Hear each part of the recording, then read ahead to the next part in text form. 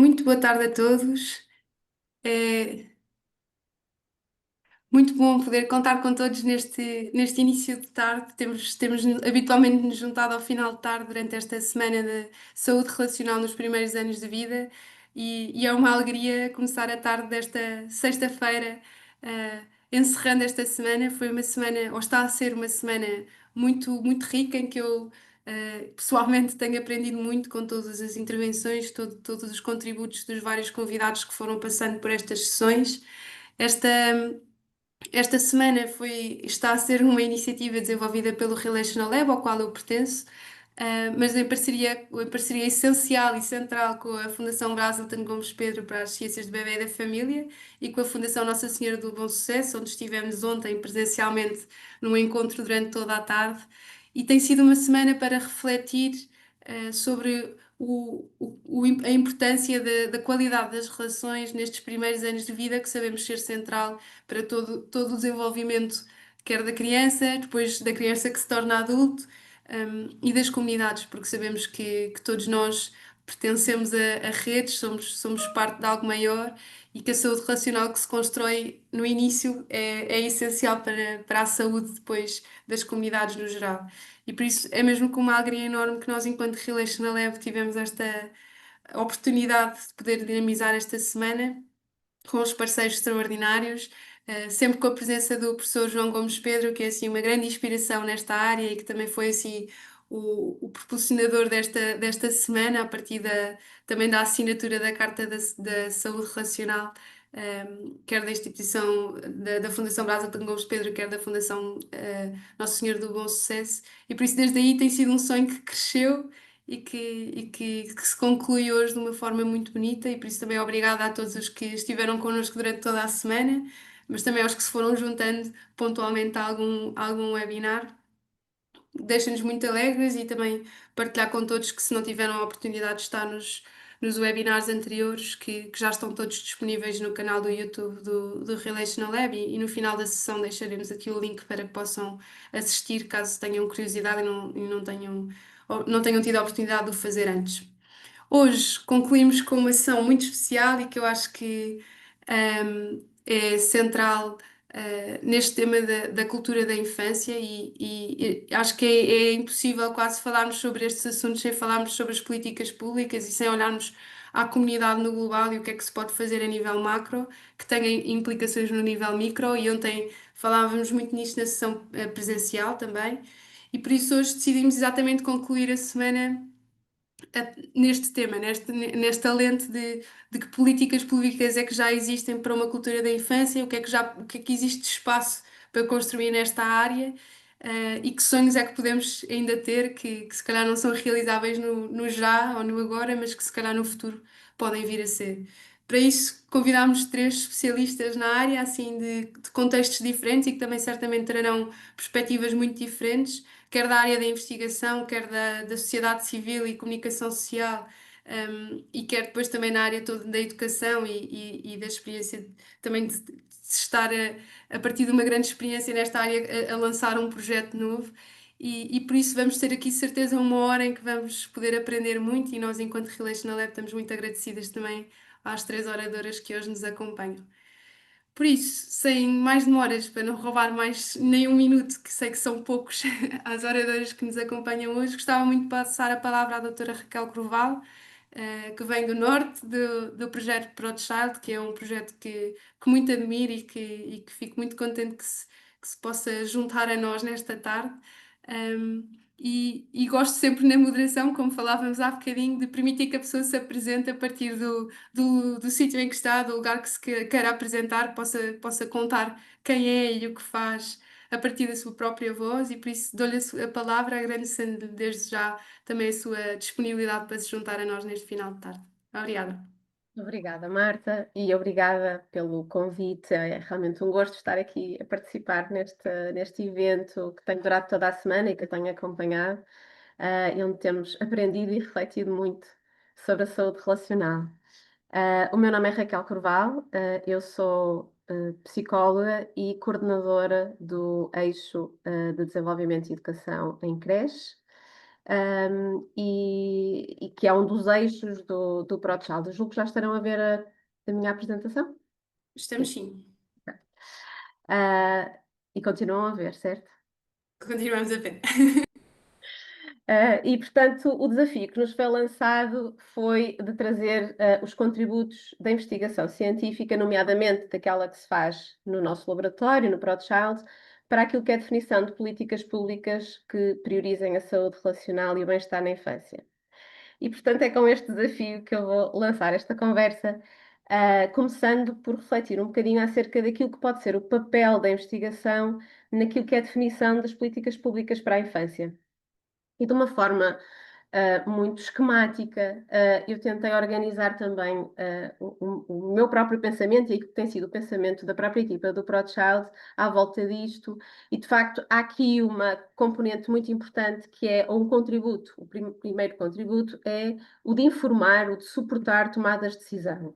E, portanto, quando são produzidas evidências que suportam e que justificam essas tomadas de decisão a nível político, seja ele local, central, a diferentes níveis, há este compromisso e esta obrigação quase moral de os partilhar de forma a que elas possam também suportar estas ações a nível mais macro, a nível político. Há outra área que também me parece importante, que tem a ver com a sensibilização. E, portanto, conseguirmos traduzir o conhecimento científico, que é muitas vezes uma dificuldade, não é? É da academia, são os académicos, fica lá nas universidades. Como é que nós, de facto, conseguimos traduzir esse conhecimento científico e conseguimos transformá-lo em recursos úteis para a prática, para os diferentes níveis de decisão, e em recomendações que, de facto, se possam depois transformar em políticas públicas.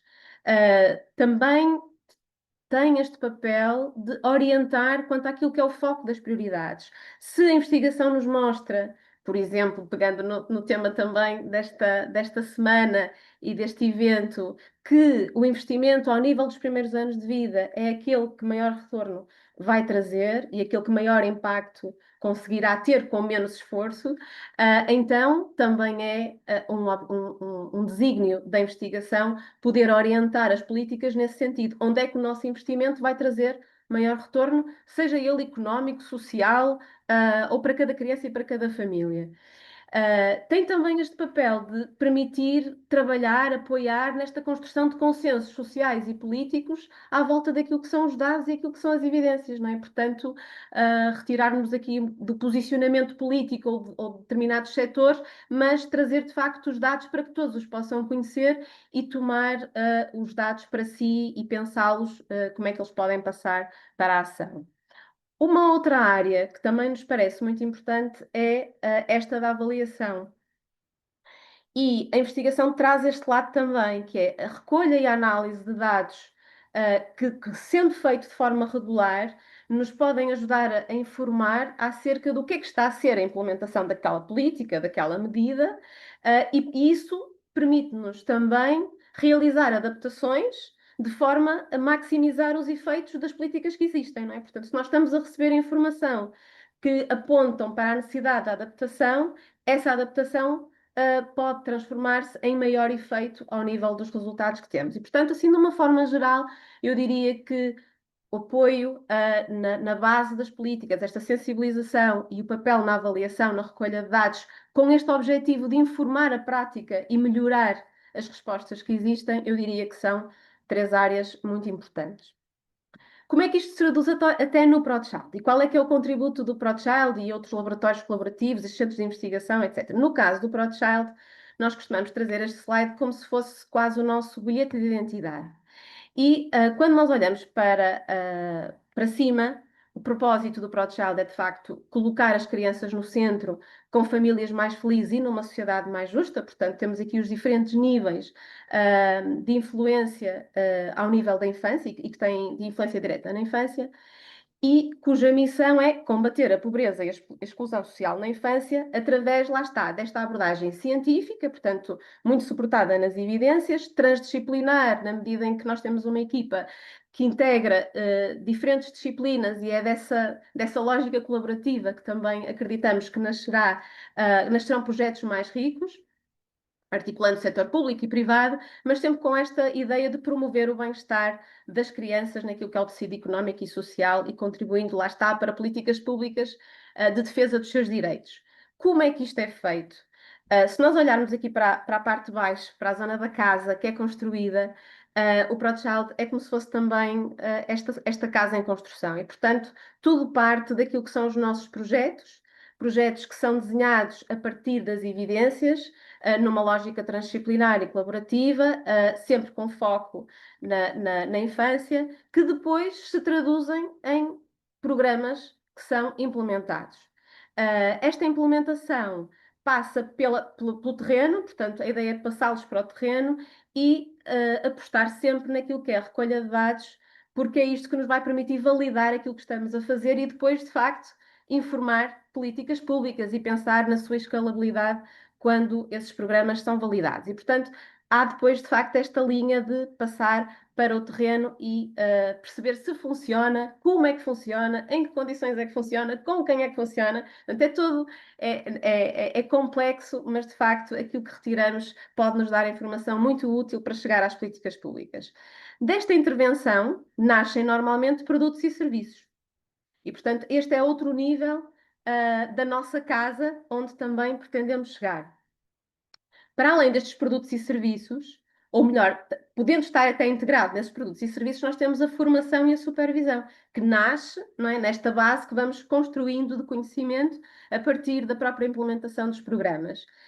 Para além da formação e da supervisão, podemos passar para outro nível, que é a transferência de conhecimento e como é que nós conseguimos promover a responsabilidade social e corporativa na área da infância e disseminar o conhecimento sobre aquilo que é a realidade da infância em Portugal, a partir dos projetos que são desenvolvidos e dos resultados que vamos encontrando.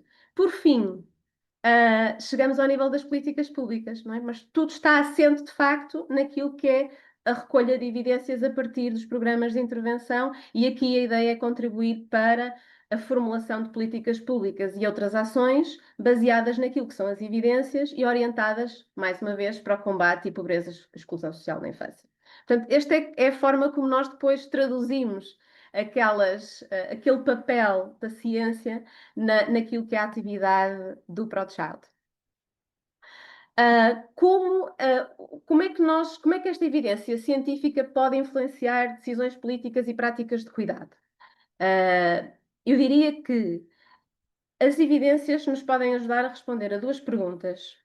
Neste caso, e focando agora na questão da infância e da primeira infância, primeiro, ajuda-nos a fundamentar porque é que é importante priorizar o investimento na primeira infância.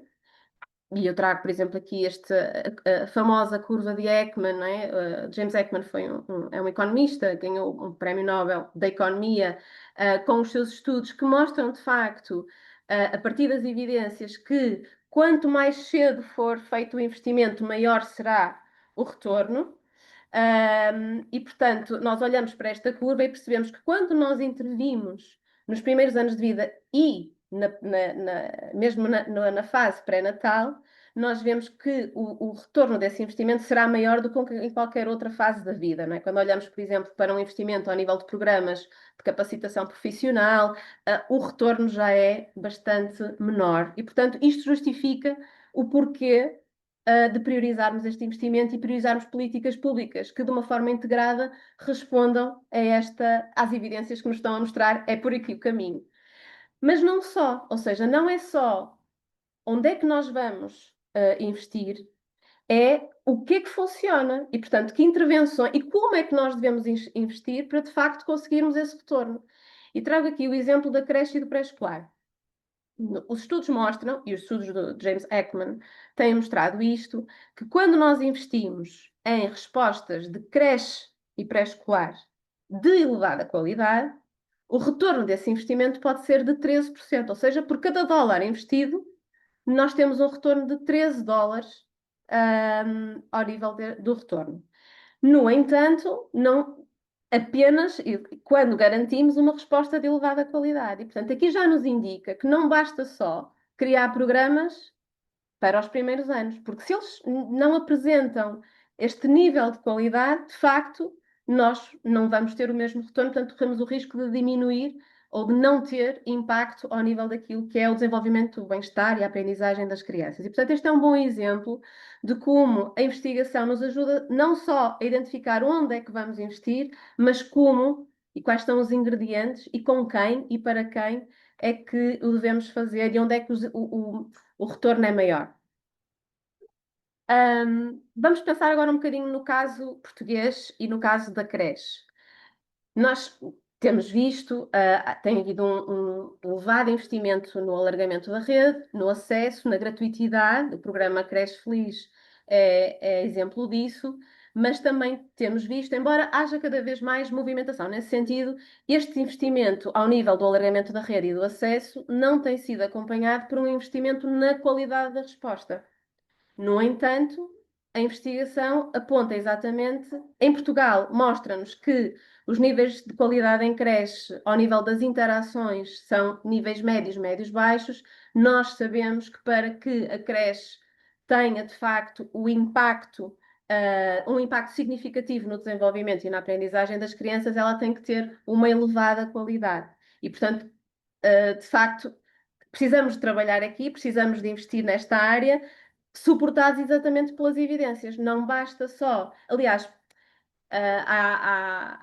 há exemplos desastrosos de investimento público ao nível, por exemplo, só do alargamento da rede, que a Colômbia é um exemplo, há uns anos investiu milhões na criação de infraestruturas para a primeira infância, de respostas de educação e cuidados para a primeira infância, mas não investiu na formação e na qualidade dos profissionais. O que é que aconteceu quando foram avaliar o impacto?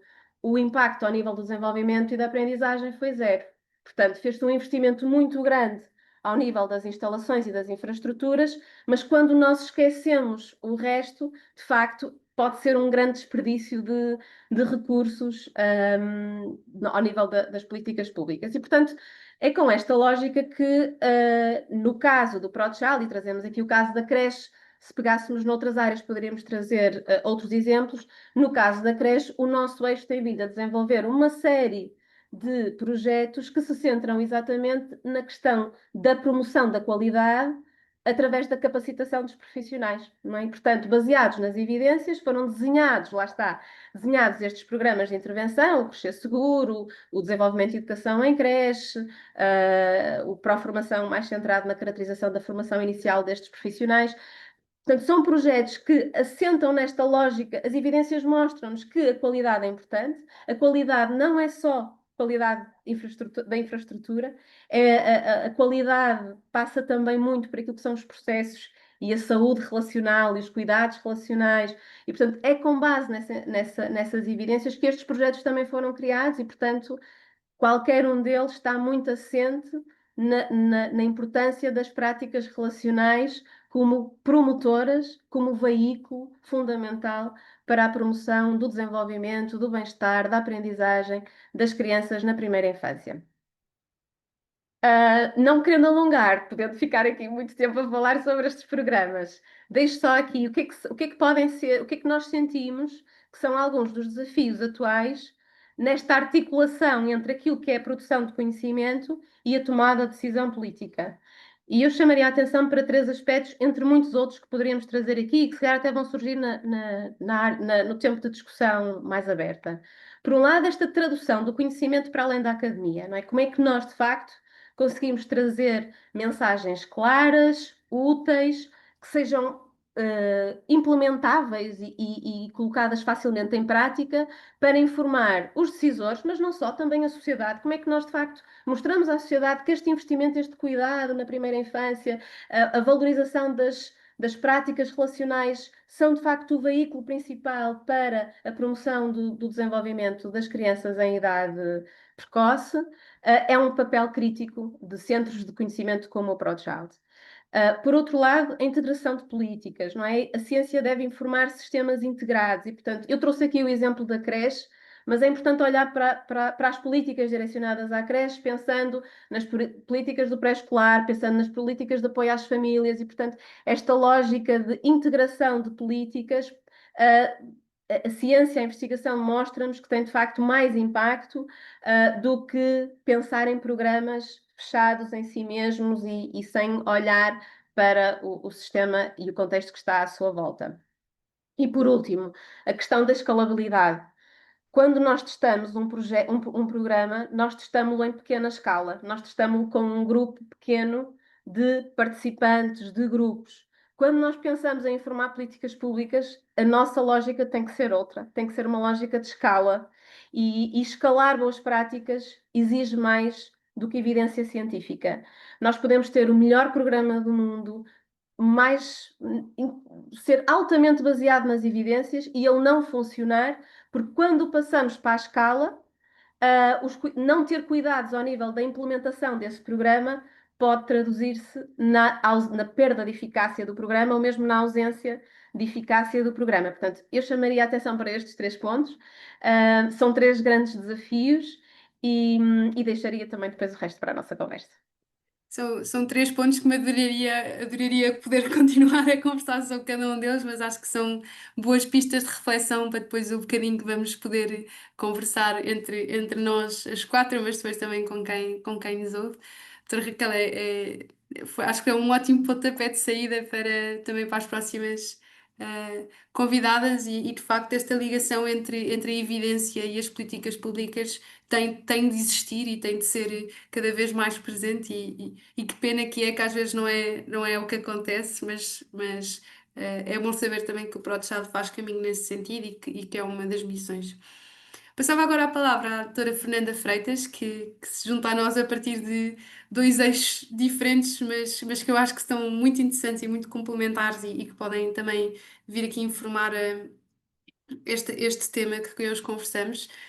Para além de, enfim, conhecida de todos, provavelmente, a doutora Fernanda Freitas também coordena a Nuvem Vitória, que é uma das associações assinantes da Carta Portuguesa para a Saúde Relacional, e por isso hoje também com muito gosto a convidámos a estar aqui connosco para poder trazer a sua visão e a sua perspectiva em relação a este tema das políticas públicas, não só a partir da sociedade civil e deste mundo das associações que sei que conhece muito bem por dentro, mas também a partir da comunicação social, não é? Que também é um ponto fundamental e que acaba por ter influência nas políticas públicas, quer queira, quer não, e por isso gostava muito de ouvir a sua reflexão em relação a este tema e agradecer também muito a sua presença e disponibilidade. É sempre muito bom ouvi-la nos nossos encontros e por isso Muito agradecemos mais uma obrigada. vez.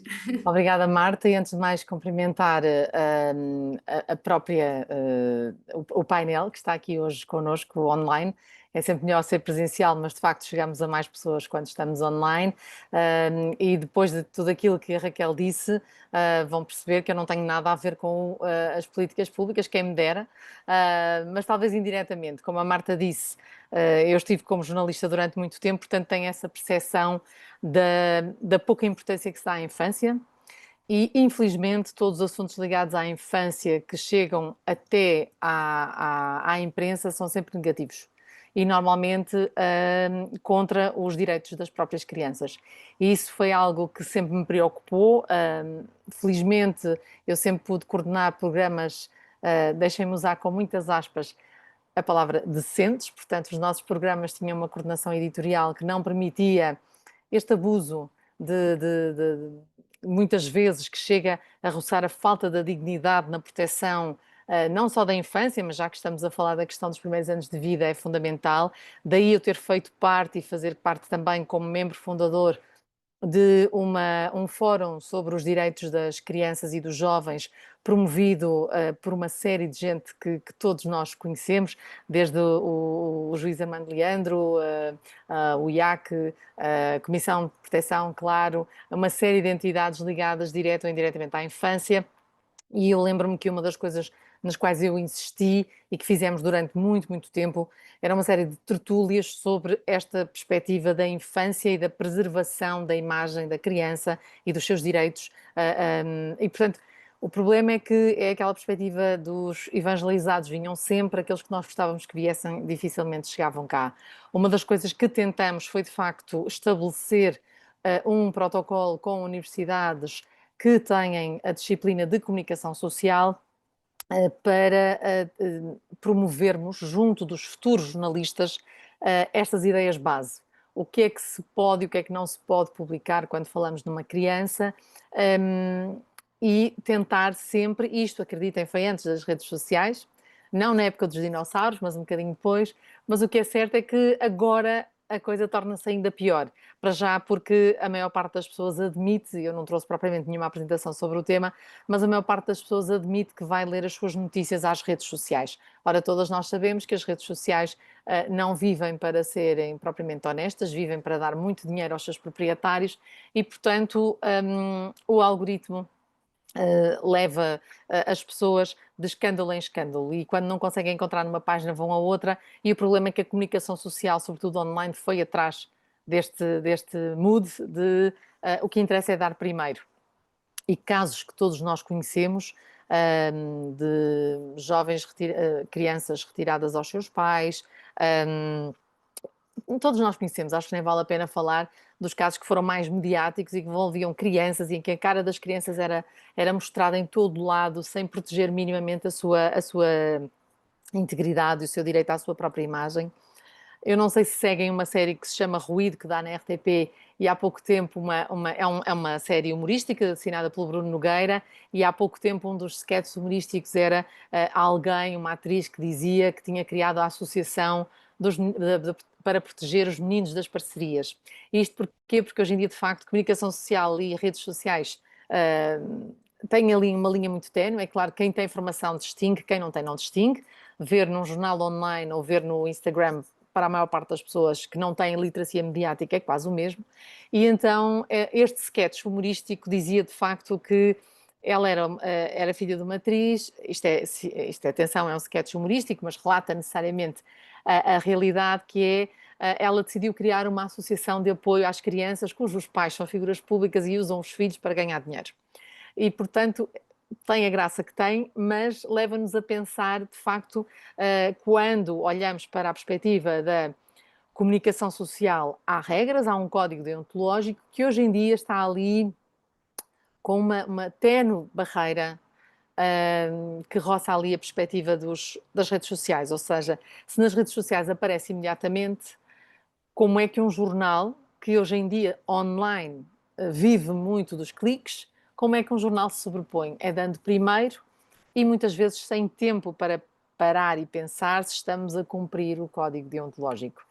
Portanto, isto é algo que me preocupa enquanto ex-membro da classe jornalística, mas atualmente enquanto formadora ainda dou muito esta perspectiva, sobretudo com esta minha preocupação que eu tenho com a infância, nomeadamente através da minha integração no fórum, e outra coisa que o fórum faz é atribuir um prémio de jornalismo para todos os jornalistas que façam jornalismo de investigação com critérios que nós consideramos que são os mais éticos na perspectiva da proteção dos direitos da criança. Portanto, é claro que daqui podemos discutir esta perspectiva de o que é que a imprensa de facto anda a fazer, não anda a fazer muito, mas por outro lado, quando há uma necessidade, imaginem, quando chegamos a quando é feito por uma associação, e eu agora também já vou pôr o chapéu de uma associação do terceiro setor, quando há pedidos, por exemplo, um crowdfunding para angariar uma cadeira de rodas, uma cirurgia para uma criança, o que é certo é que tudo mexe muito mais depressa, não é? E, portanto, aí fica sempre a dúvida de podemos ou não podemos usar a imagem da criança, tendo em conta que estamos em busca de algo que será para o seu, supostamente, para o seu bem, não é? Para o seu bem maior, se quisermos, para que ela possa ter uma melhoria na sua qualidade de vida. Há aqui uma fasquia e uma linha muito ténue, e eu tenho tido muitas conversas com pessoas que ainda trabalham na comunicação social e outras pessoas que trabalham mais na questão que se chama hoje em dia de produção de conteúdos, que não são a mesma coisa, são coisas diferentes, e até que ponto é que na produção de conteúdos está toda a gente parece muito à vontadinha para usar a imagem das crianças, para o bem ou para menos bem, deixem-me usar este erro. E na imprensa, nós com o código deontológico, o que é que podemos fazer para não perder também aquilo que se chama a crista da notícia, não é? A notícia sai às 4 da tarde no Twitter e não podemos ficar à espera até às 6 da tarde para validar se estamos a cumprir todas as regras do Código Deontológico. Devíamos fazer isso. O Código Deontológico tem de ser alterado, porque foi feito para uma altura em que a imprensa, a rádio e a televisão demoravam muito tempo a dar notícias, não é? Uma notícia para sair num jornal tinha de estar escrita na véspera e, portanto, havia tempo para pensar nestas coisas. Eu creio que hoje em dia também a velocidade a que as notícias correm deixam-nos um bocadinho pouca margem para pensar nesta perspectiva da proteção dos direitos e da dignidade das nossas crianças. Esta era uma primeira parte, o meu desafio que a Marta me colocou era para fazer isto em 2 partes, e portanto esta parte é uma consideração muito genérica para que todos possamos pensar em conjunto a seguir, não é verdade? Que eu acho que é sempre interessante perceber, e já que o nosso lema é caminhando lado a lado, nós também vamos conversando lado a lado.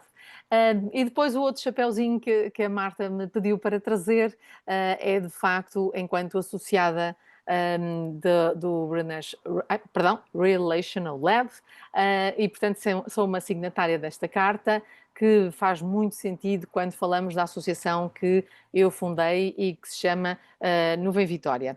A Associação Nuvem Vitória, em traços largos, vou-vos dar uma perspectiva muito rápida, porque também pode vir a influenciar nas chamadas políticas públicas, que é de resto aquilo que nos traz cá hoje.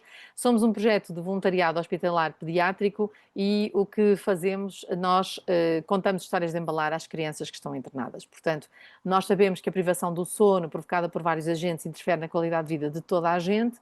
Para quem está internado e sobretudo para quem é menor, interfere ainda mais, porque há todo um universo dedicado à rotina, se quisermos, à rotina das nossas casas, à rotina do nosso sono, que se perde completamente quando estamos no hospital.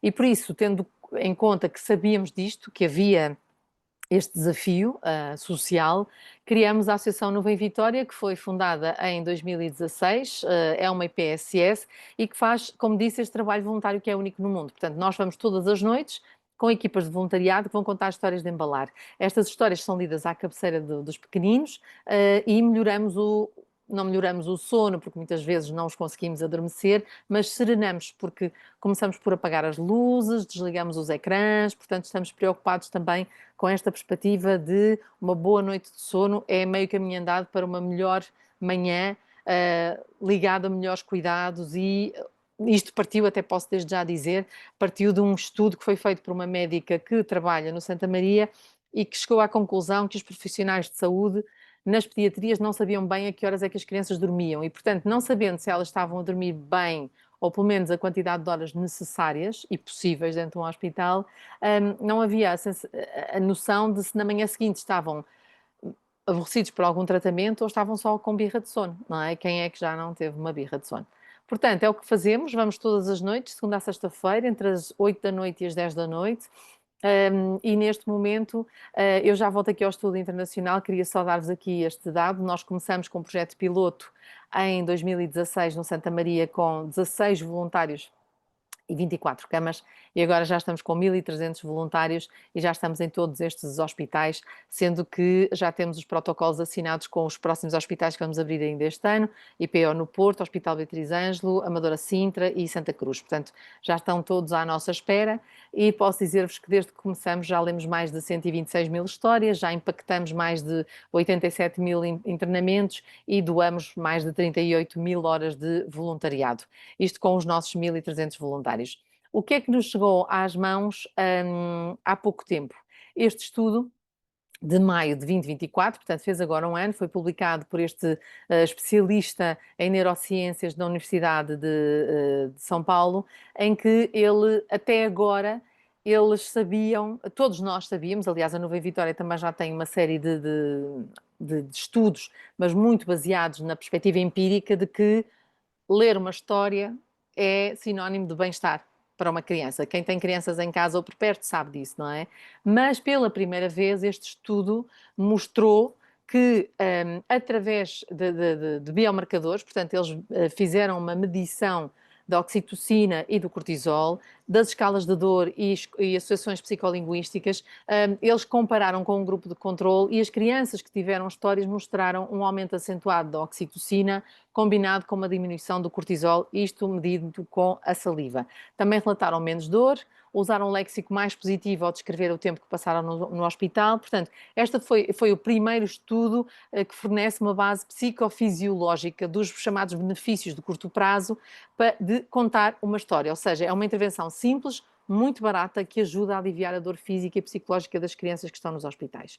Isto está aprovado no Brasil, isto foi feito com um voluntário uma tarde por semana e nós estamos a replicar, estamos quase a começar, com o apoio da Universidade Nova, no Hospital da Dona Estefânia, todas as noites, com os nossos contadores de histórias. Portanto, temos um universo de 300 crianças que vão ser...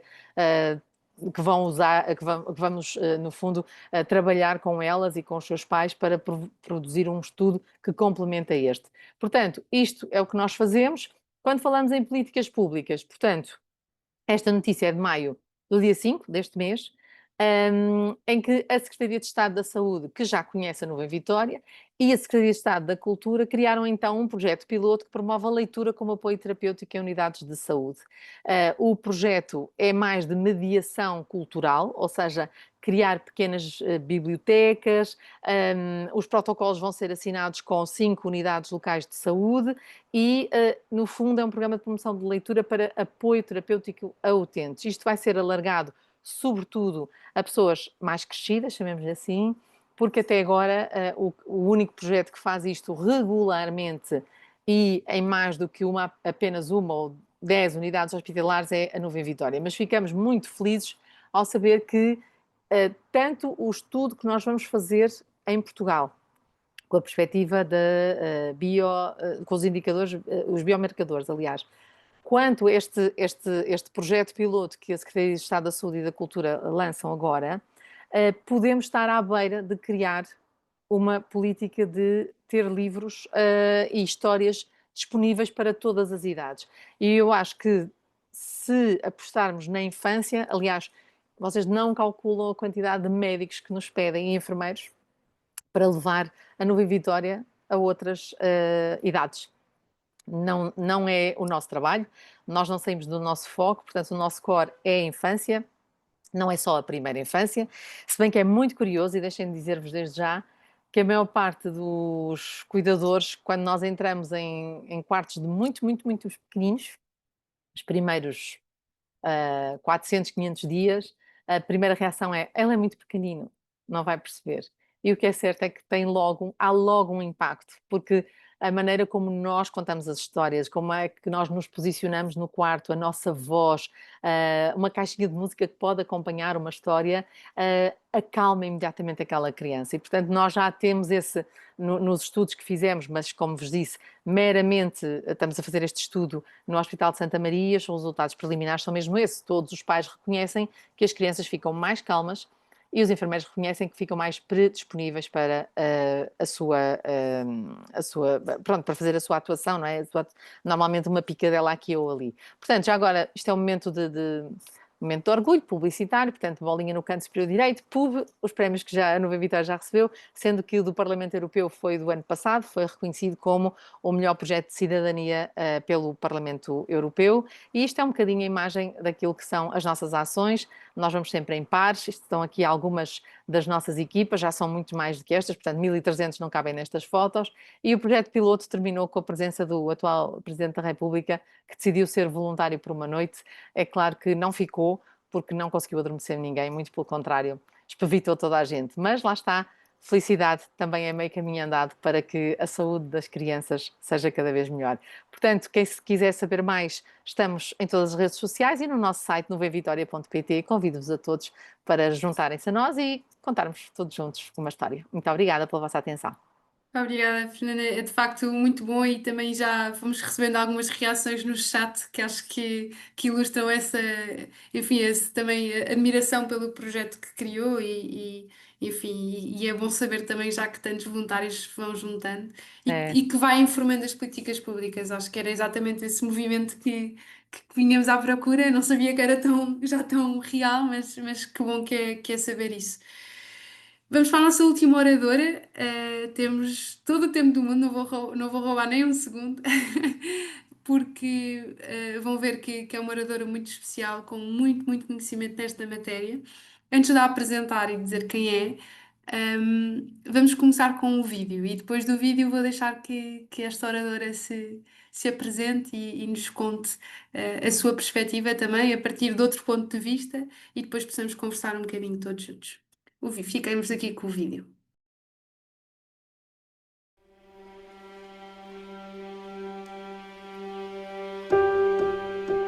There are different ways to think about affection. You know, it's not just the kissing and the hugging, which of course is very important, but it's how much the adult is cued in to that young child, how much each child is responded to in an individualized way, not like the same repetitive way all the time. So it's about relationships. It's about building a relationship right from the beginning with a sense of connection, a sense of attachment.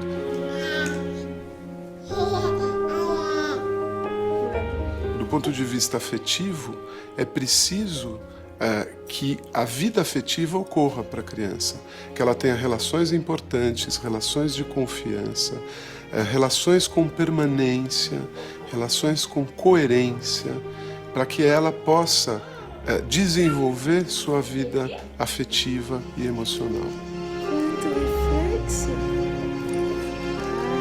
The early relationships of a baby are what builds her brain.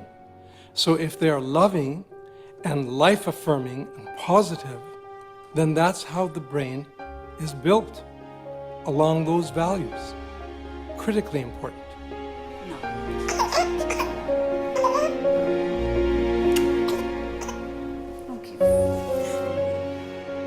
Neglect or less than loving interactions will in some ways scar the baby's emotional learning in those precious formative years.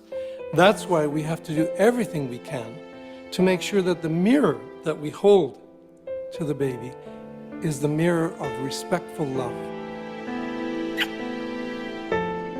A gente sempre teve uma preocupação é uma novidade, né? Eu acho, nos dias de hoje, casais de mãe, pai, que têm filhos, e a gente se preocupava muito, hoje acho que bem menos, né? Como as pessoas vão receber essas crianças, como o mundo recebe essas crianças. E a gente decidiu que a gente ia amar tanto eles, e a gente ia sempre falar sobre tudo com eles, que eles iam ser muito seguros de si para poder conversar com quem viesse perguntar o que fosse. E é assim hoje. A gente sempre achou que essa sociedade violenta que está por aí tinha muito a ver só com a pobreza e com a miséria, com a falta de dinheiro e comida. Claro que isso é importante, mas a gente sabe hoje que uma das faltas mais importantes é de afeto. Porque você tem muita gente pobre que sofreu muito economicamente e que é feliz e que tem uma personalidade muito melhor. E tem gente de classe alta, cheia de babás em volta, cheia de pessoas cuidando dos filhos e que não teve afeto, não teve carinho muitas vezes. La verdadera revolución no se hace socialmente, se hace en el interior de nuestros vínculos íntimos. ¿Por qué? Porque cada niño criado en el amor va a ser un niño solidario, es decir, un niño o un adulto luego que puede comprender al otro porque se comprende a sí mismo, darle todo al otro porque tiene todo lo que necesita. Y entonces alguna vez vamos a volver a tener una civilización solidaria.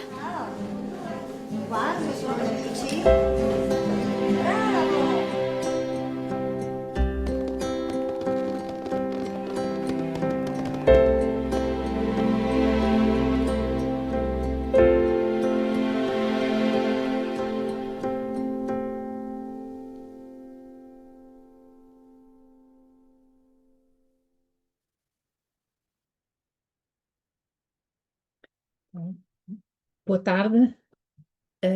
Muito obrigada, antes de tudo, às três organizações que eu muito respeito pelo contributo, duas delas já com umas décadas, e o Relation Lab agora enquanto espaço que tem criado esta oportunidade de interação e de relação e de partilha e de construção de pontes. Obrigada por este convite. Obrigada também à Raquel e à Fernanda, que podíamos ficar por aqui, dentro do tema que nos juntou.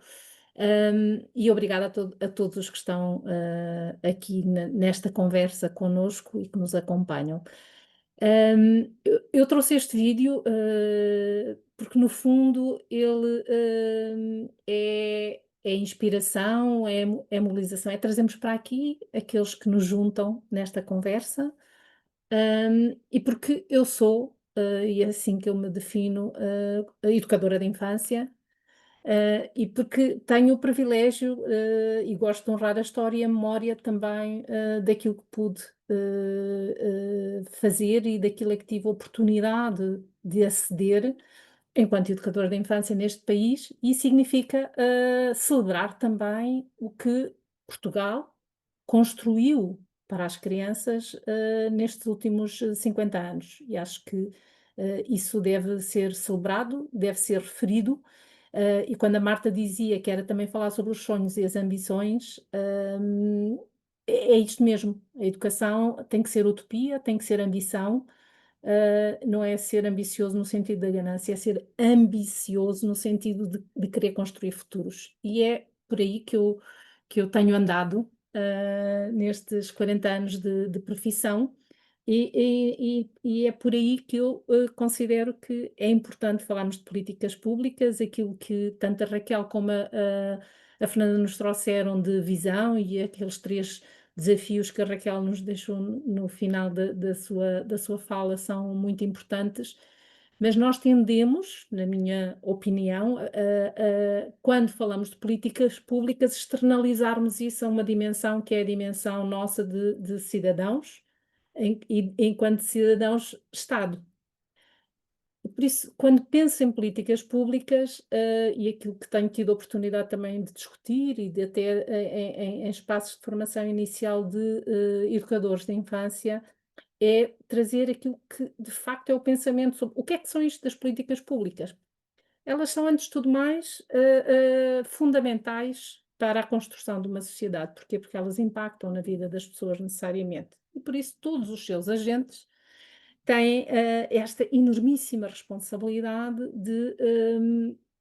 de se pautarem, nortearem por uma ética, e uma ética no que diz respeito às crianças, que tem que ser, às pessoas, uma ética do cuidado, porque isso vai impactar diretamente na vida das pessoas e também na vida das organizações, das instituições, e portanto a política pública tem esta dimensão da humanização ou da desumanização, da dignificação ou do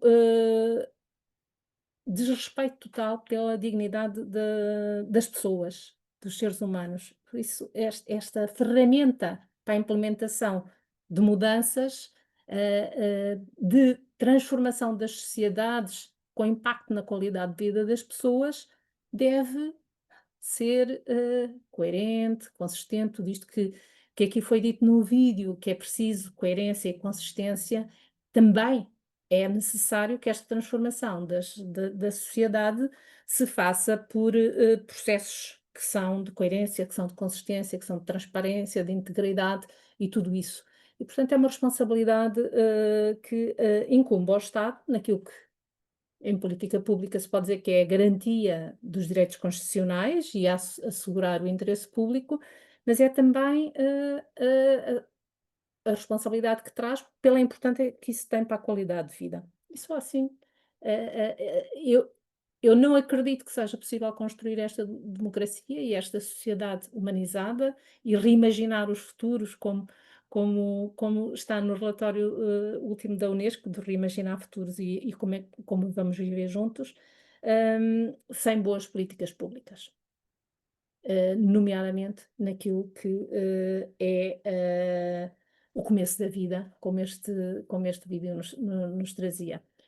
Mas dentro desta concepção, e por isso que eu digo que é por aí que eu me tenho situado, estes atores são os atores que também estão hoje aqui, não é?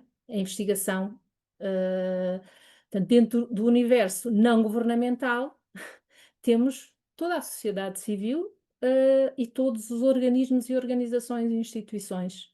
E por isso, esta responsabilidade que a política pública tem traz aquilo que a Raquel aqui também explicou, não é? Esta necessidade de suportar a decisão e a tomada de decisão, seja ao nível das opções, seja ao nível do investimento que é feito, nomeadamente investimento financeiro, mas devidamente informados e sustentados.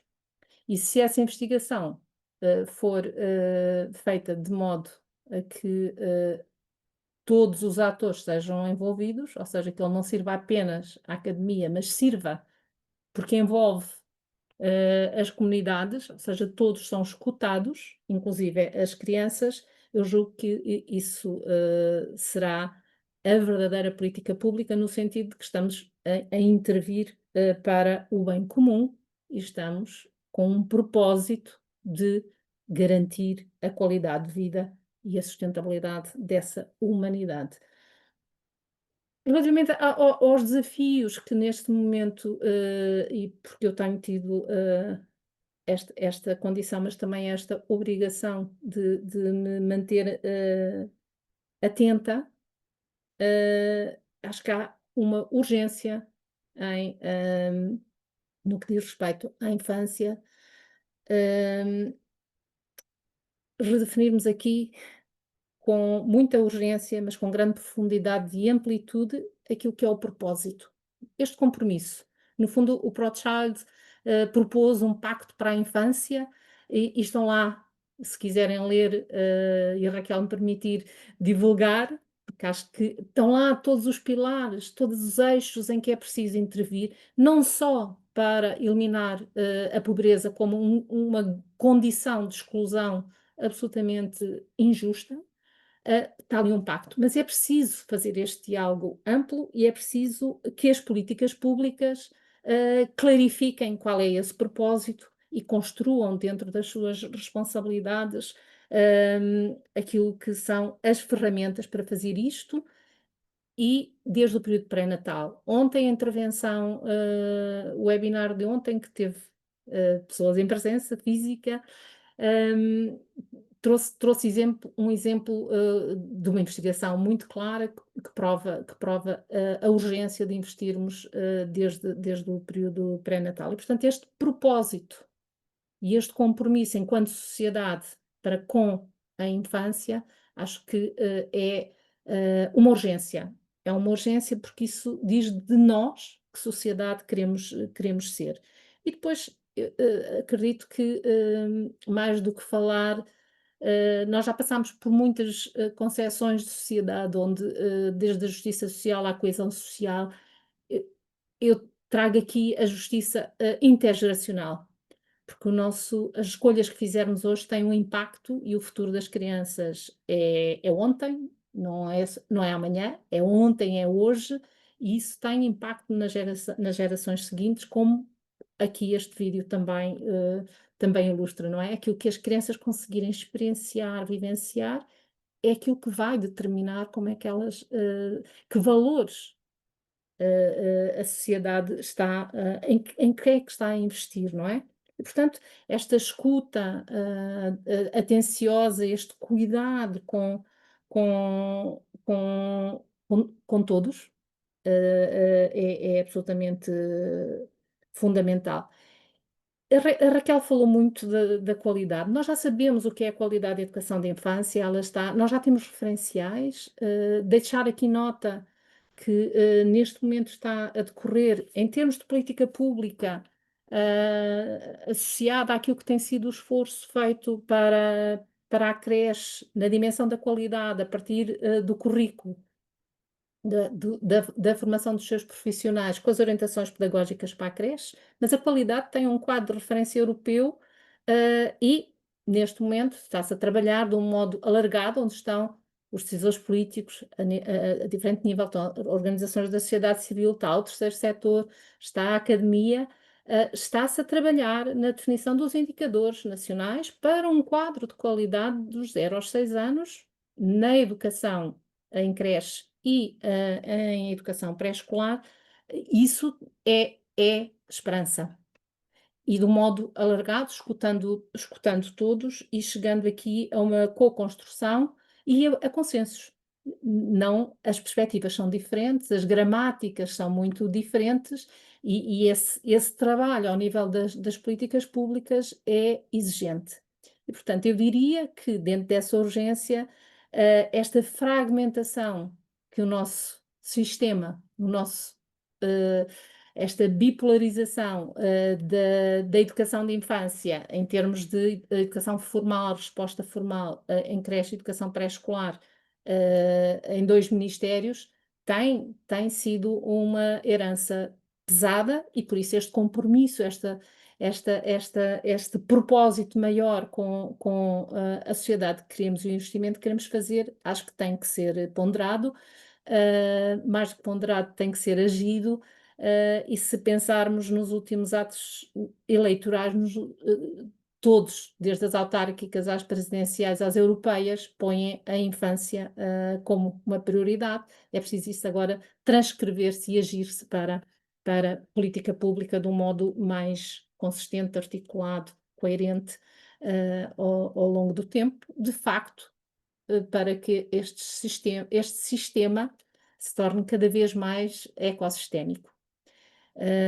Isso implica também, dentro dessas urgências, um investimento muito sério naquilo que é a cultura da infância e a literacia da infância nos vários setores que são críticos para as crianças, com prioridade, como todos aqui sabemos, para a educação e para a saúde e para a segurança social, mas eu traria aqui sempre a cultura e a justiça dentro destes setores também prioritários para trabalharem juntos e estes níveis de governança, o local, o regional e o nacional, sabendo que para a infância, nomeadamente naquilo que é o acesso equitativo e a justiça geracional na distribuição dos recursos, me parece algo que tem que ser muito pensado, tem que ser pensado pelas comunidades numa lógica de governança que tem que ser mais integrada e que não basta ser por transferência de financiamento, é preciso muito mais do que isso. Mas também acredito que seja necessário diversificar serviços.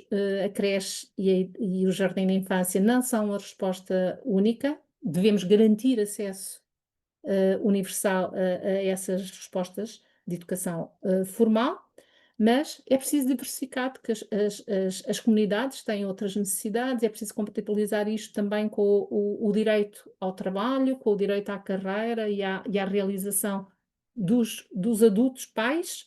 É preciso construir aqui outros espaços de encontro, é preciso trazer as crianças para o espaço público, é preciso trazer da invisibilidade muitas das crianças e aqui podíamos referir várias. Eu trago aqui desde há uns anos esta parte um desejo que espero dentro dos sonhos que tenho poder ainda trabalhar, que são as crianças que estão aprisionadas com as suas mães nas cadeias e que estão absolutamente invisíveis e hoje não vou, mas é um dos grupos de invisibilidade que muitas das vezes eu penso que nos escapa, isso quando estamos a falar de relações e de construção de valores e de afetos, terá seguramente aqui uma dimensão de reflexão e discussão e de ação que é muito urgente. Mas pronto, há aqui urgências também que se prendem dentro desta lógica de política pública num princípio de integração entre setores. Nós temos um sistema de intervenção precoce que é reconhecido naquilo que é o seu conceito, o seu desenho, como dos mais inovadores na Europa. Ele já teve esse mérito, mas que carece de uma melhoria significativa no modo como está instituído, de uma partilha da responsabilidade e daquilo que seguramente é a construção de uma gramática também comum entre os profissionais, porque se parte de universos muito diferentes e ontem a doutora Filipa falava de apoio à parentalidade. Eu optaria sempre do meu lugar em falar em suporte à parentalidade, porque ele é bastante mais alinhado com a ideia do alicerçar, de garantir condições e prover muitos outros meios para além de um apoio específico. E depois acho que há que refundar aqui também com uma grande urgência em termos de política pública e de concepção e de identidade profissional, aquilo que é a lógica do desenvolvimento profissional contínuo.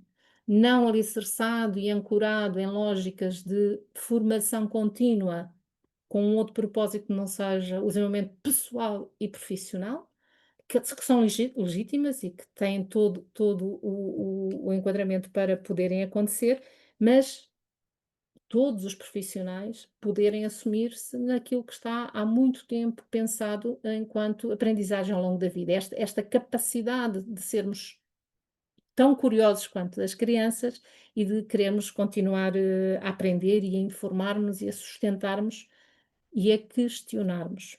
A questionarmos, inclusive, a nós, naquilo que são as nossas práticas cotidianas.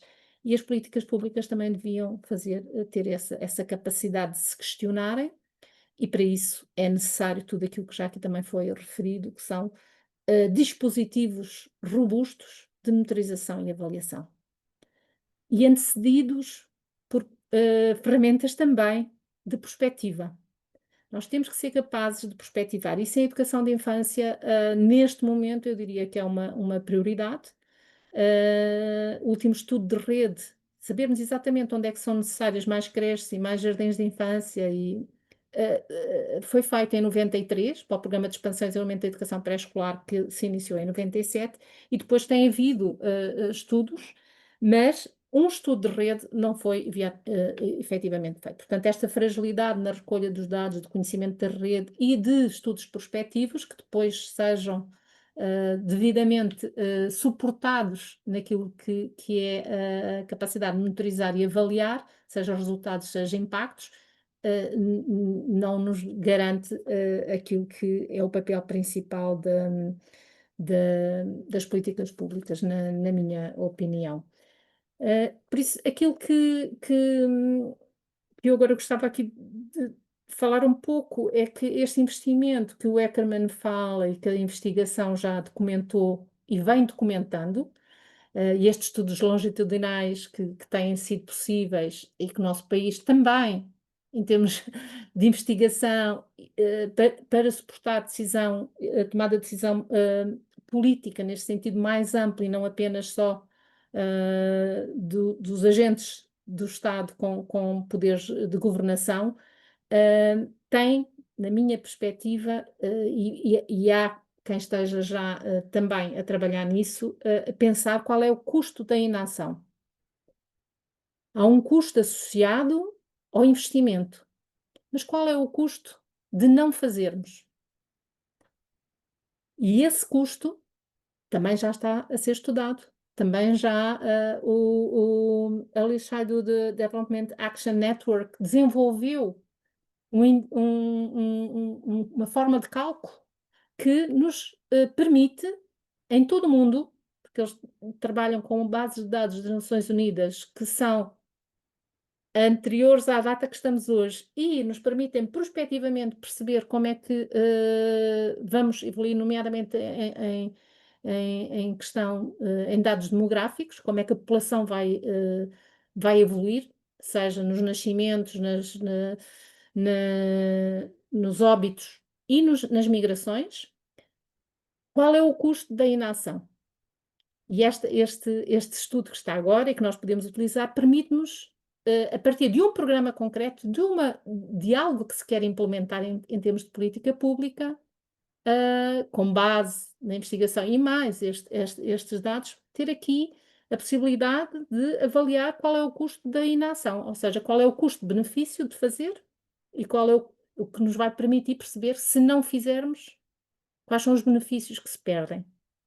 E ele não tem só uma tradução económica, ou financeira, mas é também um dado que trabalha na mesma lógica de percebermos em percentagem do PIB qual é o custo da inação. E isso julgo que é importante pensarmos. Não é só o que é que podemos, já sabemos o que é que ganhamos em investir, mas o custo da inação também deve ser ponderado e deve ser conhecido por todos. O Dr. Miguel Herdade, que já aqui esteve em outros momentos, tem feito também esses estudos e nós sabemos que o facto de não se investir e não garantir o acesso equitativo tem um custo em termos daquilo que são as condições de desenvolvimento e de aprendizagem das crianças, com tudo o que isso implica para si própria, mas também para a sua família e para a comunidade e para a sociedade de um modo geral. Portanto, dentro disto, aquilo que neste momento me encontro a fazer e a priorizar e que no fundo é esta preocupação que eu tentei explicitar no início, que é pensar esta cultura da infância fundada numa ética do cuidado e em princípios de curadoria da infância. Nós precisamos de honrar a infância, também como foi dito no vídeo, e é aí que eu me situo. E, portanto, esta ideia de que é preciso pensar os espaços onde as crianças estão, seja as creches, os jardins de infância, mas também os espaços públicos, os espaços de brincar, e os espaços de sociabilidade, socialização, de encontro, de construção de relação. Portanto, é preciso olhar para o território, é preciso olhar para os espaços e para os equipamentos e pensar isto com as pessoas. Esta dimensão da participação enquanto também condição para honrar a infância e construir esta cidadania a partir da experiência da cidadania e não da aprendizagem que também é possível fazer desse modo de estar. E por isso, aquilo que trago é a memória e a história de um país, a memória e a história da minha própria vida, com tudo o que isso significa, mas também aquilo que eu fui aprendendo, e se me permitirem para concluir, eu trazia aqui algo que me inspirou e continua a inspirar, que foi a visão de Sua Alteza o Aga Khan. Eu tive o privilégio de servir a visão do Príncipe Aga Khan naquilo que diz respeito à educação, e ele dizia: se não pudermos fazer mais nada, é na educação de infância que vamos investir, porque a educação nos primeiros anos de vida, a educação do modo geral, mas sobretudo nos primeiros anos de vida, é o melhor investimento que qualquer sociedade pode fazer. Agora, também com a clarividência e o discernimento de que essa mudança e essa transformação que as sociedades precisam tem que ser uma mudança sistemática. E ele dizia que essa mudança e essa transformação, sempre ancorada em princípios de participação e de equidade, precisa de inspiração, precisa de um espírito que ele dizia de antecipação, adaptação e aventura. E eu acho que isso quando falamos em infância e em educação enquanto investimento para uma sociedade, é absolutamente crítico. A esses 3 A's eu acrescento 3 P's, que penso que fazem todo o sentido para a discussão que estamos aqui a ter hoje, que é participação, parcerias e pluralismo. E ficaria por aqui, mas deixando esta nota final de que todos nós somos atores de políticas públicas e devemos criar esse espaço de participação e de contributo para esta sociedade que queremos que seja de facto mais humanizada e mais equitativa. Obrigada Sem pela dúvida. oportunidade. Obrigada, Alexandra. É mesmo um gosto ouvi-la e também ouvir a história, não é? E de quem viveu muitos dos momentos também de perto. E é muito bom ver também como as três intervenções se interligam e como que são complementares, e trazem coisas que são muito semelhantes também. Fico com este reto de muitas vezes nós pensamos que as políticas públicas são algo distante e que nós não temos nenhum poder para alterar ou o que seja, mas de facto parte muito de dentro também de cada um e enfim, com o exemplo da Fernanda e da Raquel também percebemos que isso é mesmo operacional e que acontece na nossa realidade e por isso é muito bom. Tínhamos aqui um comentário da Cidália, que aliás saúde, porque foi assim uma presença em todas as sessões muito boa, eh, que fala sobre a importância dos diferentes ministérios terem de ter objetivos estratégicos concertados e é verdade, não é? No fundo, nós ainda trabalhamos muito em silos e muitas vezes o facto de trabalharmos em silos não permite que as políticas também sejam desenhadas intersetores. E por isso acho que é mais um bom ponto para conversarmos entre nós. Eu sei que já estamos aqui uns minutos depois da hora, mas não queria deixar de voltar a devolver a palavra a alguma das três oradoras, caso queira acrescentar alguma coisa, fazer algum comentário final, assim como se fosse um tweet, 2 minutos. E pronto, e também quer da Proudchild, quer. Eu ia só deixar o desafio da assinatura de facto. Não sei, Marta, Boa. se conseguiu. Eu deixei o link no chat. Exatamente, deixámos aqui o link, portanto podem ligar só ao Pacto da Infância, deixei o link no chat, mas vou voltar a deixar. Uh, da, Nuvem Vitória também acho que puderam ficar com os contactos a partir do último slide que a Fernanda partilhou, mas Fernanda, também se quiser deixar aqui no chat o link para o site, acho que pode ser uma boa ponte para algum possível voluntário que se queira juntar à missão. E a Sandra também, pronto, agradecer-lhe novamente. Não sei se Fernanda ou Sandra, se quiserem, ou Raquel, se quiserem só deixar um último comentário, se não, agradecer muito a todos. Dizer que isto foi uma primeira semana de uma reflexão conjunta que queremos fazer com todos e continuar a fazer. Quero agradecer muito às duas fundações que estiveram connosco esta semana e que desde o desenho em especial quero muito agradecer à Maria João Rocha e à Rita Costa que representando cada uma das fundações estivemos aqui numa task force para garantir que esta semana acontecia. E de facto estas coisas só acontecem em colaboração, só acontecem quando nos encontramos e somos capazes de co-construir com organizações diferentes, que vêm de sítios diferentes, mas que sonhamos todos um mundo melhor em que as relações são mais fortes e que a partir daí também nós nos tornamos melhores e mais fortes e por isso agradecer muito às três oradoras.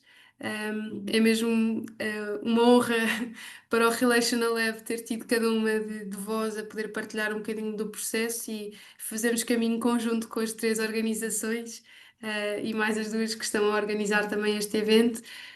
Nós no Relational Lab estamos com este reto de sonhar este tema da saúde relacional, de o estudar, de o aprofundar, de investigar, que também é uma área que me diz muito e portanto também se quiserem juntar a este conceito e começar a aprofundá-lo cá em Portugal, também temos muito gosto que se juntem a nós a partir dos nossos canais e ficamos por aqui a continuar a reflexão. Força, Marta, Alexandra. quer fazer,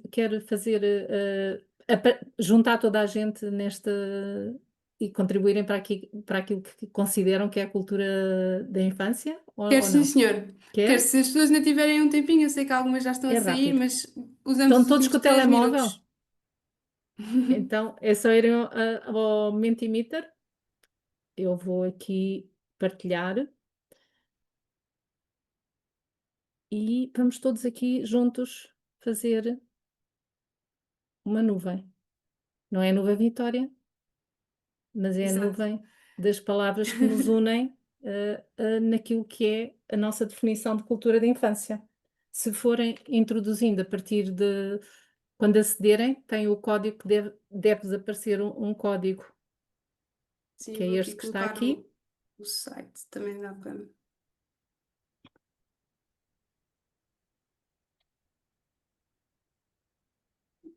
é sempre mais fácil no telemóvel do que no computador, Uhum. portanto. Estou aqui já a submeter. Se tiverem alguma dúvida, podem perguntar diretamente no chat que alguém da nossa equipa responderá.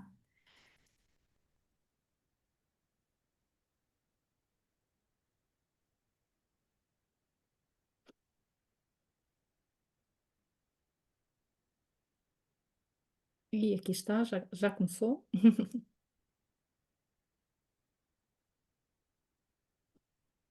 Pensamento crítico, relações, afeto.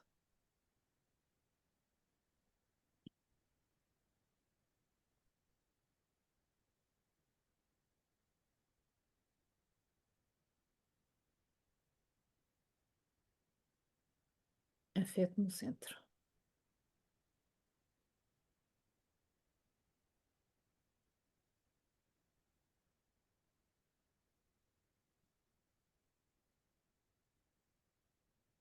Acho que o vídeo teve um impacto em todos nós. E estamos a falar de saúde relacional, portanto, Parece muito bem. participação, sensibilidade, amor. Está ali um afeto. É porque está escrito com C. Contigo. Dedicação, conexão, intersectorial, cidadania ativa, diálogo, responsabilidade social, pensamento crítico. Bem. E ele fica ativo, portanto, se quiserem ir, se a Marta eventualmente Alimenta. quiser, Muito bem. pode ser alimentado e Muito bem. daqui a mais um bocadinho Obrigada, está. Alexandra, também por este reto. Acho que podemos ir sair com também com esta imagem de co-construção. Fica só também a nota aqui, porque vi no chat que perguntaram as sessões, para quem não conseguiu estar, as últimas sessões já estão quase todas no nosso canal de YouTube. Até ao final da semana estarão todas disponíveis para poderem ver. Também faremos chegar um e-mail a quem participou com os links, mas podem ficar já com essa informação. E com esta imagem, com a construção desta cultura da infância, volto a agradecer novamente às nossas oradoras por este bocadinho que partilharam connosco e a todos os que estiveram presentes durante esta semana para construirmos uma cultura da infância melhor, focada nas relações e na qualidade das relações entre todos nós. Muito obrigada, uma ótima Obrigada. sexta-feira e um ótimo fim de semana.